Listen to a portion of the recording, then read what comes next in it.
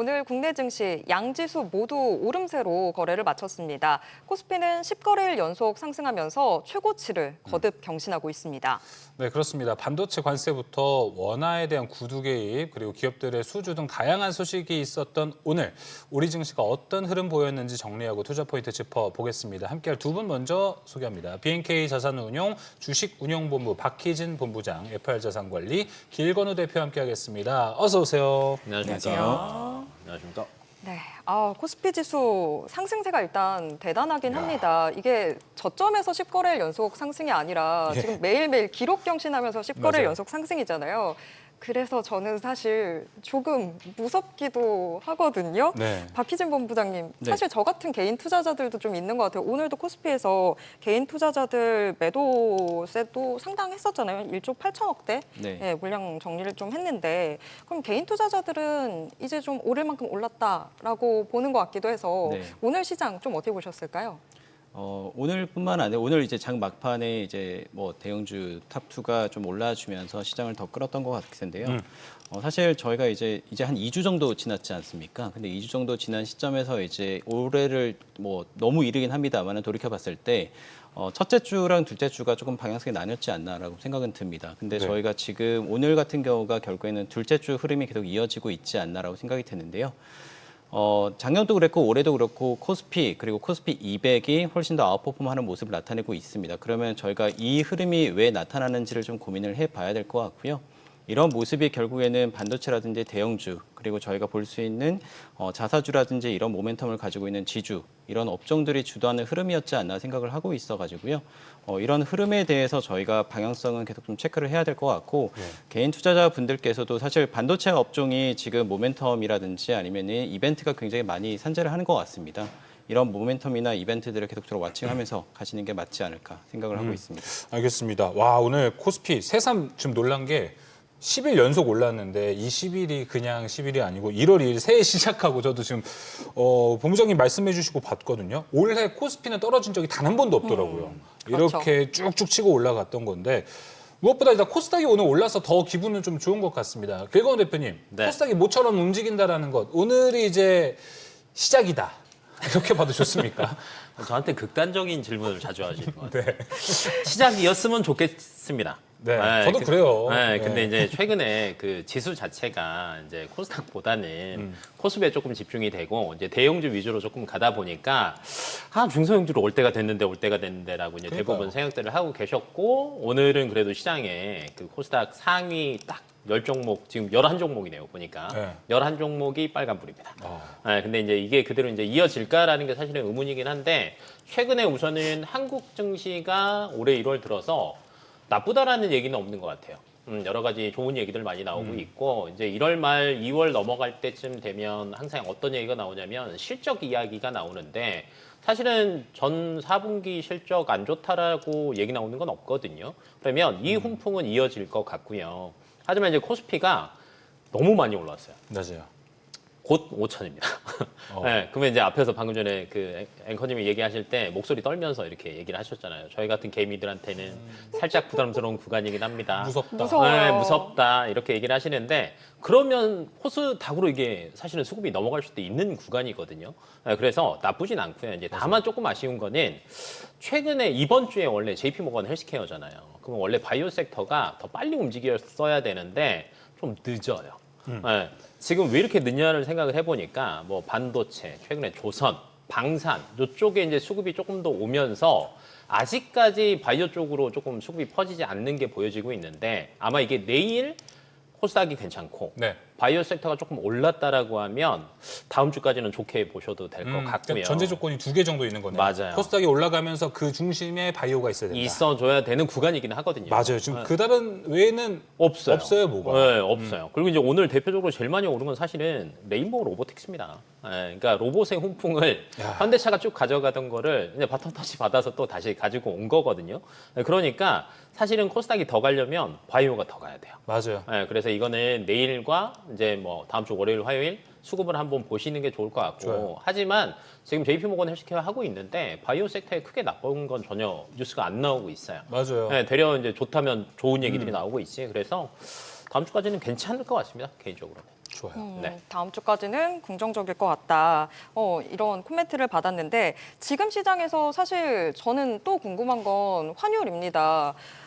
베센트 장관 발언이 있어서 조금 달러원 환율 진정되지 않을까 싶었는데 사실 장중 움직임은 그렇게까지 진정된다라는 생각 갖기는 좀 힘들었던 모습이었는데 박희진 본부장님, 저 지금 환율 이 자체를 어떻게 봐야 되는지를 좀 모르겠어요. 너무 계속 네네. 오락가락하다 보니까 환율은 계속해서 시장에 리스크가 된다라고 보는데 어떻게 보세요?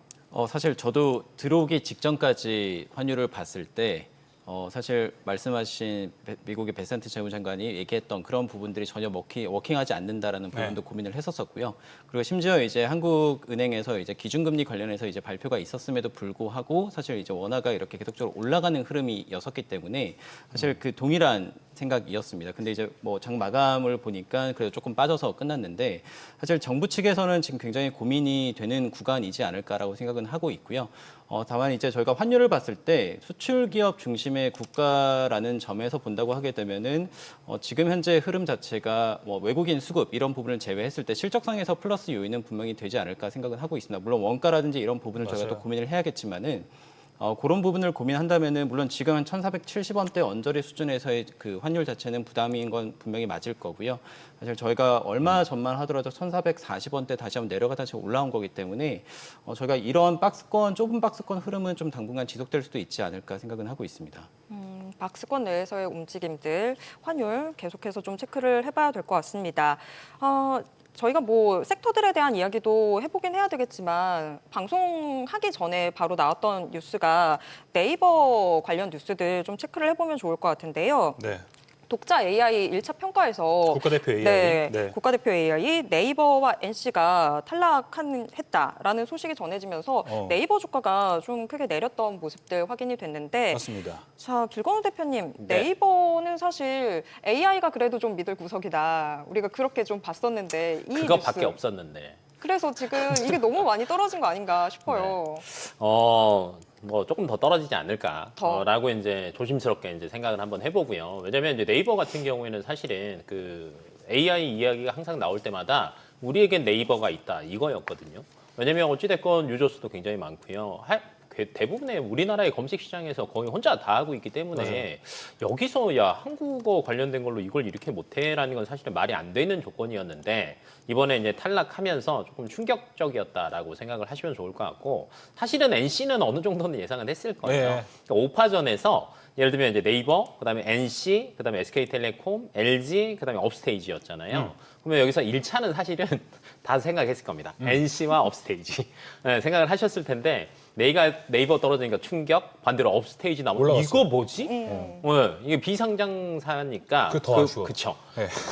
투자 관련 이슈 종목들이 아마 내일 시장에서 또 날아갈 수도 있습니다. 네, 그래서 그만큼 이제 관심이 조금 집중이 돼 있었는데 그쵸. 이거에 따라서 향방이 엇갈렸다라고 이제 생각을 한번 해보시면 좋을 것 같고요. 네. 이제 다만 아직까지는 이제 1차입니다. 그럼 이제 나머지 세 개에서 또 결론은 뽑아야 되잖아요. 그러면 시간이 어느 정도 걸릴 거니까 이 구간에서는 사실은 이게 효과가 굉장히 길게 갈 거냐라는 걸 먼저 생각을 해보셔야 되는데 예. 그건 아닐 것 같고요. 좀 단기적인 흐름으로 움직일 것 같고 네. 다만 이제 네이버가 내일이랑 다음 주 중에는 조금 더 빠질 수도 있는 빌미라고 하나요? 네, 빌미를 조금 준 것 같아요. 안 그래도 수급이 별로 안 오고 있었는데 안 좋은 얘기까지 탁 던져주니까 사실은 조금 더 하방은 열어두셔야 될 것 같고 반대로 아까 업스테이지 그다음에 LG 관련 최우수가 지금 LG였잖아요. 그럼 얘네들이 오늘 지금 제가 방금 보니까 LG는 조금 적게 움직였고요. 업스테이지 관련주들은 조금 많이 움직였더라고요. 가벼우니까 또. 가벼우니까. 그러면 내일 시장에서는 아마 비슷할 수도 있어요. 조금 더 가벼운 게 많이 움직일 거고요. 네. 다만 다음 주로 넘어가면 LG가 되려. 네, 무거운 대신에. LG 혹시나 이게 네. 오늘 다 섞여 있어가지고 맞아요. 잠시 뒤에 또 말씀드릴 수 오늘 좀 지주사가 올라갔잖아요. 맞아요. 그래서 이런 부분에 있어서 어떠세요? 그러면 딱 들고 지주사가 오죠. 더 또. 매력이 있을까요? 전자가 나을까요? 또 애매하네요. 또. 네. 애매한데 LG 너무 안 움직여요. LG 전자 그래도 조금 더 낫지 않을까. 전자가? 이유인즉슨 지금 LG 전자 같은 경우에는 지금 로봇 쪽으로도 사실은 모멘텀은 있는데 조금 약했잖아요. 네. 근데 이제 AI가 조금 더 붙으면 되려 조금 이제 관심을 가져올 수 있는 구간이어서 지주사보다는 LG 전자가 낫지 않을까 싶습니다. 알겠습니다. 자, 먼저 저희가 오늘 그 국가대표 AI 1차에서 네이버 AI와 NC AI가 떨어졌다. 그리고 LG가 올라갔다라는 소식을 전해드렸습니다. 조금 더 덧붙여서 말씀드리자면 여기 기준이 독자성 기준이라는 게 들어갔는데 여기에 네이버 AI가 충족하지 못했다. 워낙에 또 하이퍼클로버 X 냈을 때도 중국 쪽과 좀 여기가 좀 연관돼서 기술력을 사용한 거 아니냐 이런 이야기들이 좀 있어서 그쪽에 대해서 충족하지 못했다라고 현재 좀 이야기가 나오고 있습니다. 자, 그럼 이제 섹터 이야기 하나씩 해보도록 하겠습니다. 먼저 반도체를 좀 봐야 될 것 같은데 다양한 이슈가 있습니다. 혹시 아침에 또 트럼프 때문에 이거 또 떨어지는 거 아니야 했지만 역시 반도체 투톱은 잘 올라가는 모습을 보여줬습니다. 트럼프가 이제 AI와 컴퓨팅 목적 외 수입 반도체 25% 관세를 부과하겠다. 엔비디아가 만드는 H200, 이 중국으로 가는 H200의 대중 수출을 허용하되 판매액의 25%를 미국에 환수하겠다. 이렇게 좀 이야기가 나왔습니다. 일단은 본부장님, 이게 이제 대법원 판결 앞두고 네. 트럼프가 내세운 건데 이걸 현재 중국을 좀 겨냥한 조치다라는 평가가 좀 많은 것 같습니다. 현재. 네네. 뭐 당연히 중국을 겨냥한 조치가 맞을 거고요. 예. 중국과 지금 현재 미국이 사실 트럼프 취임 이후에 보게 되면 계속적으로 반복되는 이슈이지 않나라고 생각은 듭니다. 저희가 이제 돌이켜 보게 되면 엔비디아 수출 금지뿐만 아니라 중국에서도 이제 H100이라든지 H200이라든지 이런 부분 수입에 대한 부분들 계속적으로 논의가 돼 있었기 때문에 사실 그 일환으로 저희가 보는 게 맞지 않을까라는 생각을 좀 가지고 있고요. 저희가 사실 앵커분께도 말씀 주신 대로 국내 기업에게 어떤 영향이 있을까, 그게 그리고 중요해요. 국내 기업의 실적이나 이런 부분이 어떤 영향이 있을까를 좀 봐야 되는데 물론 관세가 어떻게 진행되느냐에 따라서 저희가 조금 더 디테일하게 봐야겠습니다만은 현재쯤에서 봐야 되는 거는 결국에는 메모리 업황이라든지 디램 가격이라든지 이런 이제 어떻게 보면 펀더멘탈 측면에서 저희가 방향성을 좀 더 고민하는 게 맞지 않을까 생각 가지고 있습니다. 저희가 사실 말씀을 아까 드렸던 바와 같이 저희가 이제 2주 정도 됐잖아요. 보게 되면은 전자랑 하이닉스 같은 경우 한 1주 정도는 주가 상승이 꾸준하게 나타나다가 한 1주 정도는 이제 횡보하는 모습을 조금 나타냈었는데 네. 맞습니다. 근데 그 기간에도 보게 되면 코스피 수익률을 훨씬 더 상회하는 흐름을 나타냈었기 때문에 결국에는 전자와 닉스가 지금 실적에 대한 방향성이 굉장히 우상향하고 있는 게 아닌가라는 생각은 들고요. 최근에 이제 국내 증권사 분들의 애널리스트들 숫자를 보게 되면은 이미 올해 연간으로 이익 추정치에 대해서 한 100조 원 정도 수준의 이익은 충분히 나오고 있는 것 같습니다. 근데 아직까지 이제 컨센서스나 이런 부분들이 100조 원까지 올라오지 않은 부분들이 좀 존재하다 보니까 그런 부분들이 아직까지는 좀 밸류에이션이라든지 이런 부분을 좀 잡고 있는 게 아닌가라는 생각도 가지고 있습니다. 근데 길건 대표님 오늘 이 이슈 보시고 어떠셨습니까? 뭔가 저는 근데 뭐 관세다 해가지고 또 작년에 이 노이로제가 또 생각이 나가지고 좀 무서웠었는데 개장할 때만 해도 근데 생각보다 반도체 투톱은 되게 잘 버텨주는 흐름을 보여줬습니다. 이게 뭐 말이 무섭지 반도체 업황 워낙 좋으니까 여기에 좀 영향이 없다, 크랙을 줄 수는 없다라고 해석을 할 수 있습니까? 그게 조금 더 컸다라고 봐요. 근데 최근에 이제 반도체 투톱이 잘 가는 거는 HBM이 잘 가는 것도 있지만 실질적으로는 레거시 쪽에 대한 실적이 워낙 좋았거든요. 그러다 보니까 여기에 대해서 이제 영향을 조금 덜 받았다라고 생각을 해보시면 될 것 같고요. 네. 이제 다만 삼성전자와 SK 하이닉스는 조금 달랐어요. 차별화됐죠 좀? 네, 삼성전자 같은 경우에는 그 얘기가 나오든 말든 어찌됐건 레거시 쪽에 대한 매출 비중이 훨씬 더 높으니까 그래도 선방했고요. 그럼 최근에 들어서 보니까 14만 원대는 탁 지키고 있는 것 같아요. 여기서 이제 더 갈 거냐 말 거냐는 이제 고민을 하는 것 같고 반면에 이제 SK 하이닉스 같은 경우에는 그래도 HBM으로 돈을 많이 벌었잖아요. 네. 그러니까 엔비디아가 항상 뭔가 안 좋을 것 같다라고 하면 조금 동조하는 거는 같은데 원래 기존 시장대로였다라고 하면 조금 더 빠졌어야 되는데 또 지키더라고요. 그러면 그만큼 한국 반도체가 그래도 레거시 쪽에 대한 것들도 밸류를 이제 최근 들어서는 플러스하고 있구나라는 관점으로 보시는 게 좋을 것 같고 그다음에 이제 H200을 원래 사실은 이제 미국에서 뭐 여러 가지 단서 조항을 달긴 했지만 풀었잖아요. 근데 이제 중국에서 반대로 밀었단 말이에요. 야, 우리 뭐 하려면 좀 깐깐해. 쉽지 않을 거야. 이렇게 하니까 제가 볼 때는 트럼프가 또 그래서 고집 한번 하지 않았나. 야, 준다고 했는데도 니네가 이렇게 나온다고? 라고 하니까 조금 하는 것 같고요. 근데 다만 이번에는 트럼프가 그렇게 세게는 못할 겁니다. 왜냐하면 첫 번째는요, 관세 관련해서 사실은 노이즈가 많이 나오고 있죠. 그러다 보니까 과거와는 다르게 그렇게 강한 행보를 안 보이고 있고요. 두 번째는 중간 선거 생각 안 할 수는 없거든요. 맞아요. 그러다 보니까 뭐 이쪽보다는 사실은 표를 얻기 위해서 노력을 많이 할 거예요. 그래서 단기간 노이즈로 해석을 하는 게 맞지 않을까 싶습니다. 그런 측면도 있지만 오늘 SK하이닉스가 삼성전자보다 네. 조금 더 탄력이 낮았던 건 HBM4 영향도 좀 있지 않을까요? HBM4로 가면서 로직 다이 이야기들 계속 나오던데 네. 그 측면에 있어서는 아무래도 삼성전자가 더 낫다 이런 이야기들도 나오잖아요. 근데 그 얘기는 사실은 작년에도 나왔어요. HBM3E가 사실 SK 하이닉스가 독식을 했잖아요. 근데 삼성전자 입장에서는 야 이건 우리가 지더라도 4는 우리가 더 나아라는 얘기가 훨씬 더 많았는데 시장에서는 사실 원래 그 정도가 되면 4에 대한 기대감으로 오니까 삼성전자가 작년부터 많이 움직였어야 되는데 그건 아니었거든요. 왜냐 이제 지금은 HBM4에 대한 제품을 정확하게 이제 숫자가 찍히는 건 아직인데 SK 하이닉스는 이건 것 같아요. 삼성전자가 어찌됐건 4부터는 달라질 거야라는 게 지금 많이 보이고 있잖아요. 네. 엔비디아 입장에서 자꾸 손을 더 내밀고 있고 그러다 보니 경쟁자가 생겨서 매출 성장성이 조금 떨어질 수도 있다라는 게 사실은 조금 큰 것 같아요. 네, 그래서 뭐 SK 하이닉스가 HBM4에서 밀리는 거 아니야라는 생각은 안 하셔도 될 것 같고 그다음에 이제 삼성전자 같은 경우는 최근에 그것도 있는 것 같아요. 파운드리 쪽이 의외로 퀄컴 것도 받아오면서 빨리 살아날 수 있지 않을까라는 것들도 있고 그다음에 이제 작년 연말에 저는 사실 구글 TPU가 또 한 축을 담당을 했잖아요. 네, 아주 기대되죠. 맞아요. 네. 기대가 되면서 그렇게 되면 에이직이 또 살아날 수 있거든요. 그러면 SK 하이닉스보다는 삼성전자에 한 번에 파운드리까지 다 맡길 수 있으니까 이거에 대한 기대감도 조금 있다라고 봐요. 그래서 크게 나쁠 건 없지만 그래도 둘 중에 좋은 영향은 삼성전자가 훨씬 더 크다. 라는 정도만 생각하시면 좋을 것 같습니다. 알겠습니다. 오늘 오후 3시 전까지만 해도 반도체들이 뭔가 잘 움직이지 못하는 모습. 그래도 반도체 투톱이 양봉은 띄우긴 했지만 여기 여파는 좀 소부장이 크구나 해서 오늘 걱정이 됐었는데 그래도 TSMC 실적 발표가 이 불안감을 많이 불식시킨 것 같습니다. TSMC 실적 나온 거 방금 전에 나왔는데 이거 먼저 말씀드려 보자면 매출은 1조 500억 대만 달러, 컨센이 1조 300억 대만 달러였는데 또 상회를 했습니다. 그리고 순이익도 5,057억 대만 달러. YOY로 봤을 때 35%또 이익이 증가한 TSMC였습니다. 자, 이 뉴스와 함께 아마 본부장님 반도체주들은 다시 밑꼬리를 달고 올라가다 보니까 네네. 이제 쉬는 건 끝났구나라고 좀 네. 생각할 수 있겠어요.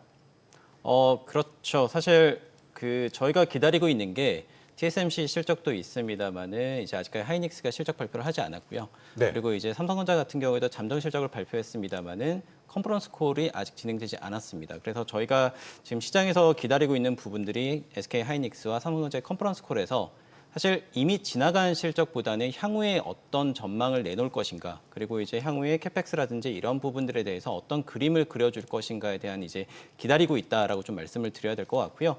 다만 지금 앵커분께서도 말씀 주셨다시피 지금 이제 1월 달 중순이 넘어가면서 실적 시즌으로 진입을 하고 있기 때문에 개별 기업이나 대형주라든지 개별 기업들로 봤을 때 결국에는 실적에 대한 방향성이 조금 더 확인을 하고 넘어가야 되는 그림이지 않나라고 좀 생각을 하고 있습니다. 네.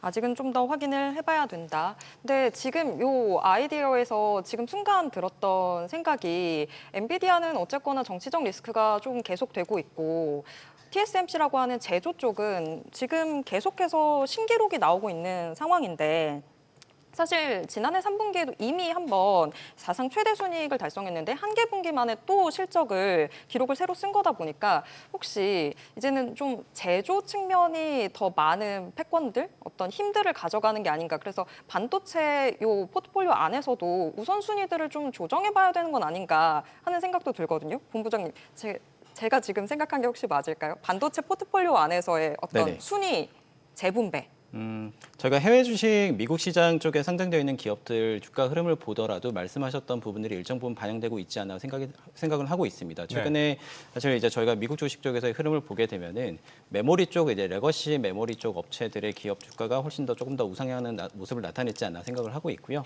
반면에 엔비디아는 좀 횡보하는 모습들 이렇게 나타내고 있기 때문에 앵커분께서 말씀하신 대로 그런 흐름에 대해서는 저희가 좀 감안을 해야 되지 않을까 생각을 하고 있습니다. 알겠습니다. 오늘 이 이슈와는 별개로 또 갔던 건 길건우 대표님, 기판주들이 오늘 날아다녔습니다. 네.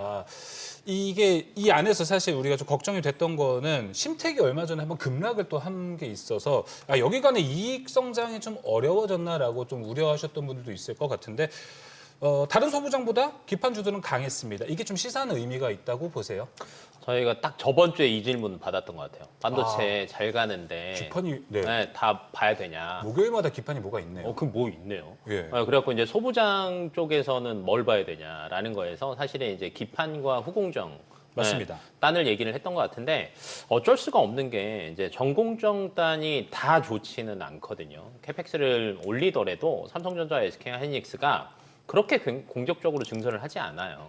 그러면 이 안에서 그냥 수익성이 조금 더 좋은 소재주들 같은 경우가 조금 더 움직일 수가 있는데 최근에 기판도 사실은 수요와 공급적인 측면에서 본다라고 하면 수요가 굉장히 세요. 그러니까 당연히 가격은 올라가겠죠. 가격이 올라가니까 마진율은 좋아지는 거고요. 그러니까 반도체 지금 삼성전자에 그렇게 밸류를 측정하고 있는 게 이 기판주에 적용되고 있다라고 생각을 해보시면 좋을 것 같고 그러다 보니까 기판주가 조금 움직였고요. 또 그것도 있습니다. 최근 들어서 다른 섹터 갈 때 기판주들 많이 빠졌어요. 맞아요. 그리고 최근에 대표적으로 후공정이라고 저희가 얘기하면 과거에 한미반도체 생각들 많이 하셨을 텐데 요즘에 한미반도체나 한화비전 보시면은요. TC본더 쪽이요. 대표적으로 사실은 저희가 HBM 얘기하면 TC본더를 얘기를 안 할 수는 없으니까. 그러니까 저는 얘가 대표주라고 보거든요. 근데 최근에 주가 보세요. 많이 올랐습니다. 맞아요. 근데 많이 오른 게 작년 하반기 때 주르륵 빠졌거든요. 그래서 저가 매력도 있고요. 그다음에 실적에 대한 기대감도 있으니까 다시 올라가는 거거든요. 그래서 이게 더 가냐 마냐는 차트를 보시면은 아직까지 고점 대비해서 뭐 방금 심택 얘기했으니까 20% 아직은 더 빠져 있습니다. 그러면 이제 이 구간에서 전고점까지는 모르겠지만 못해도 그 중턱 뭐 한 7, 8부까지는 전혀 문제가 없으니까 그런 거 감안하시고 단기적으로 조금 대응을 하시는 게 요즘에 대형주가 수급을 다 가져가 버려요. 맞습니다. 그러면 이렇게 중소형주나 소재 부품 장비주들 같은 경우에는요. 수급이 그렇게 많이 올 수가 없습니다.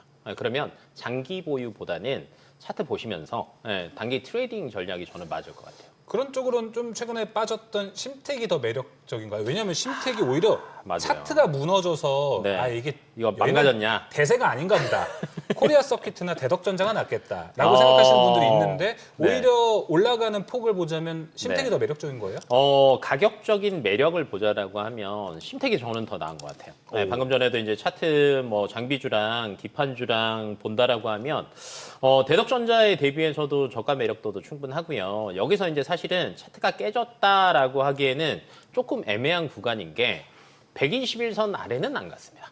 그러니까 어찌됐건 60일 아래로 내려왔지만 조금 빠르게 이제 회복하는 모습을 보여주고 있고요. 그리고 지금 상태로라고 하면 삼성전자와 SK하이닉스의 갈 수급이 당분간은 아마 다음 주 한 중반 정도까지는 소부장으로 가는 게 맞거든요. 왜냐하면 그래야지 여기서 더 사기에는 부담스럽거든요. 그렇죠. 그러면 저가 매력도가 충분히 있어줘야 되는데 이 안에서는 저는 탑은 심택이 되지 않을까. 알겠습니다. 심택, 요 좀 기억을 해놔야 될 것 같은데요. 자, 다음 섹터도 확인해 보도록 하겠습니다. 로봇이 정말 계속해서 달려나가고 있습니다. 저희가 어제도 한번 얘기를 했었죠. 이번 주 내내 했어요. 그렇죠. 예. 사실 계속 얘기하고 있고 어제는 이거 어디까지 올라가는 거냐라고 얘기를 하면서 이런 이야기들 나오면 이제는 슬슬 좀 조정받을 수도 있다라고 고점 신호 이야기를 아니냐. 했는데 그런데 오늘도 또 저희 계속 로봇 하게 되는 상황입니다. 길건우 대표님, 로봇 너무너무 달리고 있어서 조정이 나와도 이상하지 않을 것 같거든요. 지금 뭐 언제든지 조정 나올 수 있는 거 아닙니까? 그건 맞죠. 올 수 근데 있죠. 계속해서 달리니까. 근데 이게 뭐 언제 조정이 올 거다라는 거는 아직은 없는 거는 같아요. 왜냐면 이제 기대감이 좀 부풀어 있는 것 같고 사람들이 이제 이런 거 있잖아요. 또 손 흔드는 거 나오네요. 아틀라스가. 너무 잘 만들었어요. 그리고 로봇상 받을 줄 누가 알았습니까? 어찌됐건 이제 옵티머스보다 훨씬 더 낫다라는 평가들도 나오는 만큼 로봇에 대한 기대감이 그대로 훈풍으로 가고 있다라고 생각되고 있고요. 그다음에 이제 현대차 그룹 관련주들이 움직인 걸 보면 다 로봇 모멘텀이거든요. 현대차도 그렇죠. 현대모비스도 그렇죠. 그다음에 보스턴 다이나믹스 상장한다라고 하니까 지분 가지고 있는 글로비스도 또 움직였단 말이에요. 그리고 이제 글로비스 같은 경우에는 기존에 물류 로봇을 또 재작년부터 얘기를 해서 그쪽에 대해서 또 숟가락을 얹고 있단 그렇죠. 말이에요. 그러다 보니까 좀 많이 움직였고요.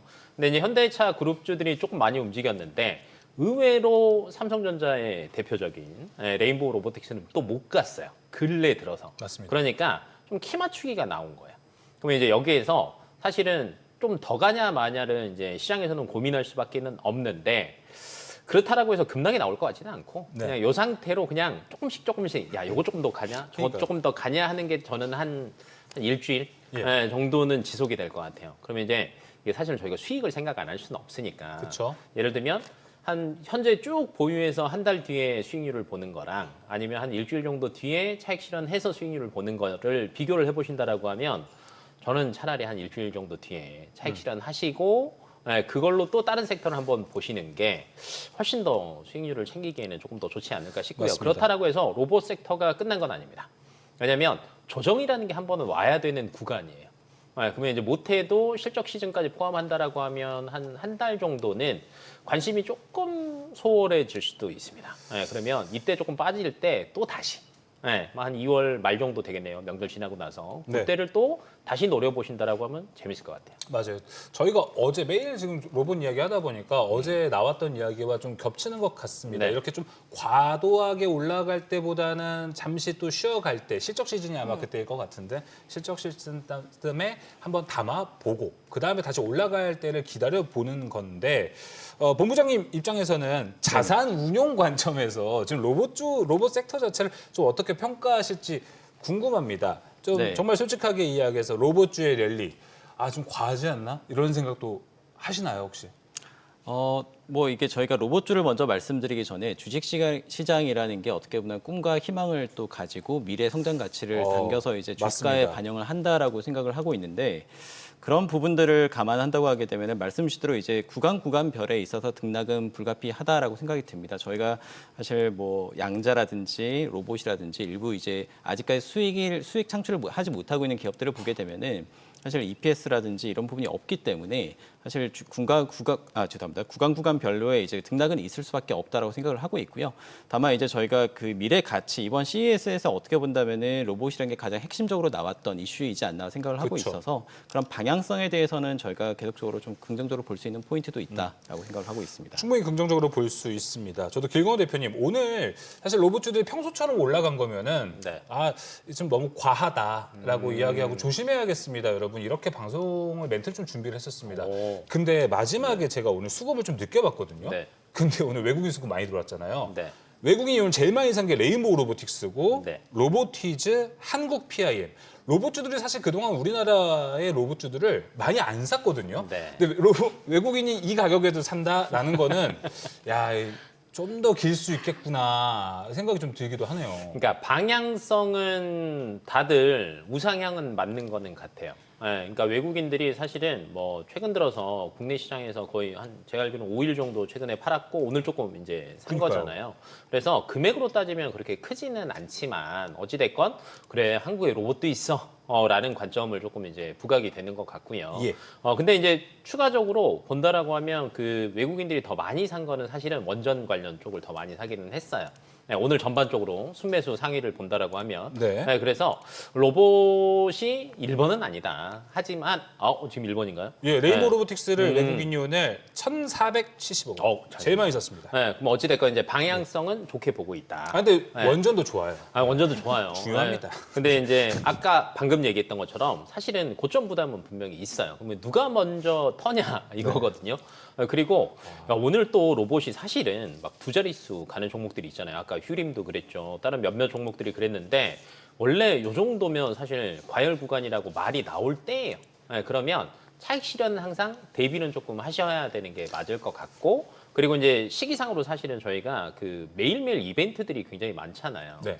그리고 이제 지금 이벤트가 이번 주는 어찌 됐건 뭐 헬스케어, 바이오 쪽에 대한 이벤트가 아직 남아 있는데 아직 안 나왔다라고 얘기했고요. 맞아요. 그건 안 이제 나왔어요. 다음 주에 아마 시장에서 조금 반영이 될 거고요. 그러면 이제 월 말인 건데 월 말이면 또 실적 시즌이에요. 그리고 우리나라는 또 명절도 있어요. 그러면 이제 다시 2월 말로 이제 시장이 넘어가는 건데, 그러면 이 구간에 대한 트레이딩 전략은 조금 정하셔야 되는 거야. 아, 그래서 이제 저는 방향성은 문제는 없지만, 아까 본부장님도 아마 똑같은 얘기를 하셨는데, 그럼요. 방향성은 문제는 없지만 중간중간에 차익 실현 구간과 횡보하는 구간은 있을 수 있다. 이렇게 생각을 하시는 게 저는 좋을 것 같아요. 방향성 자체 긍정적 하지만 중간중간 나오게 되는 요 조정들 있을 수 있다. 요렇게 좀 정리를 해보도록 하겠습니다. 자, 다음 섹터 확인해 보겠습니다. 정말 계속해서 좋은 섹터들이 등장하고 있는데 어제는 원전이었고 오늘은 또 조선이 튀었습니다. 정말 순환매가 숨가쁘게 계속해서 이어지고 있는 상황인데요. 수주 소식들 더해지면서 조선주들 오늘 달려나가는 모습이었습니다. 길건 대표님, 근데 수주 소식은 있긴 한데 수주의 질 자체가 어떤지 저는 요것도 좀 궁금하긴 하거든요. 과거에는 우리가 뭐 저가 수주 이야기들도 나오고 했었는데 지금 이거는 정말 완벽한 호재로 받아들여도 되는 걸까요? 완벽한 호재는 맞죠. 왜냐하면 이제 저가 수주는 사실은 국내 조선사들이 지금 거의 안 받고 있습니다. 이제 과거에는 이제 중국이랑 조금 싸우다 보니까 저가 수주를 할 수밖에 없는 구간이 있었고, 이것 때문에 사실은 적자가 굉장히 이제 길게 지속이 됐었거든요. 근데 이게 바뀐 구간이 LNG선을 수주받기 시작하면서부터 이제 조금 많이 바뀌었고요. 근데 이제 작년에는 사실은 LNG선 수주가 좀 줄었어요. 그래서 사실 작년에 조선주의 주가를 끌어올린 거는 방산이었습니다. MRO, 뭐 군함, 잠수함 이런 기대감 때문에 주가가 조금 올랐고요. 올해부터는 아마 작년 말부터 많은 그 증권사 리포트에서도 보셨겠지만 올해는 수주가 좋다라는 얘기가 굉장히 많았어요. 뭐 예를 들어서 LNG 관련 선만 해도 뭐 못해도 한 100쪽 정도 나온다라는 얘기가 있을 정도로 수주에 대한 기대감이 굉장히 많고요. 그다음에 저희가 이제 가격도 얘기를 안 할 수는 없잖아요. 네. 근데 최근에 수주 받은 게 12월부터 쭉 본다라고 하면 다 괜찮은 거예요. 비싼 것만 받았어요. 뭐 암모니아선 받았죠, VLCC 받았죠. 현대중공업도 비싼 거 있었어요. 맞아요. 그래서 가격 자체가 굉장히 비싼 것들만 받고 있고요. 뭐 예를 들면 이제 VLCC 선가만 보더라도 거의 한 3년치 중에 역대 최고입니다. 오늘 이게 5천억 원대 수주한 게 비싸긴 한가 봐요. 네, 비싼 겁니다. 그다음에 LNG 성과도 근 3년 기준으로 본다라고 하면 최고입니다. 네, 그리고 여기 또 저희가 앞에서 잠깐 우려의 목소리로 환율 얘기했죠. 네, 근 3년 수치 중에서 환율도 최고입니다. 맞아요. 네, 그러면 사실 이제 원가 빼고 매출과 그 선가와 환율만 계산하면 기본 환산 매출이 30%가 늘어난 거예요. 근데 이제 원가적인 측면에서 이걸 조금 깎아 먹을 수는 있겠지만 그거를 반영하더라도 기존 대비해서 한 10% 이상은 매출이 늘어나는 형태다라고 생각을 해보시면 좋을 것 같고요. 그러다 보니까 조선 섹터가 올 상반기 때는 그래도 안전한 수주 실적만 떠받쳐준다라고 하면 주가는 괜찮게 갈 것 같아요. 그래서 크게 걱정은 안 하셔도 될 것 같습니다. 알겠습니다. 네. 본부장님, 올해는 여전히 뭐 실적 잘 나올 거다, 작년보다 더 잘 나올 거라고 조선은 현재 기대를 받고 있습니다. 그러다 보니까 올해는 이제 결국에 앞서 얘기했듯 추가 수주가 얼마나 더 잘 나오는지가 중요한 건데 추가 수주에 대한 레인지가 많이 넓어졌습니다. MRO도 있고 LNG 여전히 좋고 네. 이쪽에서 추가 수주 얼마나 나오느냐가 올해 키포인트가 될까요?